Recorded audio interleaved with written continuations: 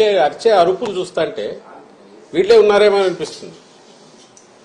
అట్లాగే కంపెనీల్లో ఎవరున్నారని తెలిస్తే అంతా ఈ కుటుంబాల దగ్గరగా ఉండేవాళ్ళు, బంధువులు.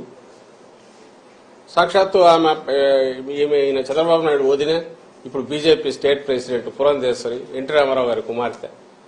ఆమె కొడుకు ఒక కంపెనీలో ఉన్నాడు. ఆమె వియ్యంకుడు ఆ కంపెనీలోనే పార్ట్నర్ అనుకున్నారు. వాళ్ళు ప్రమోట్ చేసిన కంపెనీనే తర్వాత డివైడ్ అయ్యింది. ఒక్కొక్కరు ఒక యాక్టివిటీ చూసుకుంటున్నారు. బయటకు వచ్చి మేము అటాక్ చేసి వీడు సంజయ్ శివాల వాళ్ళు, టీడీపీ వాళ్ళు, అట్లాంటి వాళ్ళు ఉల్టా ముందే అందుకొని హడావుడిగా రాత్రి నుంచి పొద్దున్న నుంచి ఉదరగొడుతున్నారు. కంటైనర్లో వచ్చిన దాంట్లో దొరికిన దానికి సంబంధించి ఎవరు దీని వెనక ఎవరెవరు ఉండే అవకాశం ఉంది, ఆ కంపెనీ కాన్షియస్ గా చేసిందా అనేది తేలాల్సి ఉంటే అప్పుడు సహజంగానే కంపెనీ ఎవరిది అనేది చూస్తారు. అది చూస్తే సహజంగా మొత్తం ఎవరు అనేది కనపడుతోంది.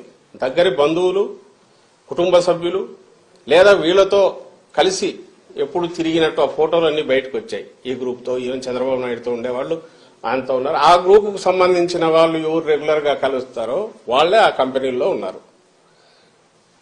ఇది సహజంగానే వాళ్ళ మీదకే పడుతుంది. పడడానికి కూడా అవకాశం ఎందుకుంది? అలాంటి ఆలోచనలు చేసే లక్షణం కూడా చంద్రబాబు నాయుడుకు ఉంది కాబట్టి, తప్పుడు దారిలో ఎట్లా అధికారంలోకి రావాలని చూస్తాడు కాబట్టి వాళ్ళ మీదకే వస్తుందనే దాన్ని ప్రియంప్ట్ చేయడానికి ఉల్టా మా మీద దాడి చేస్తున్నారు. లోకేష్ చేసిన, చంద్రబాబు నాయుడు చేసిన అదే ఉద్దేశంతో చేస్తున్నారు.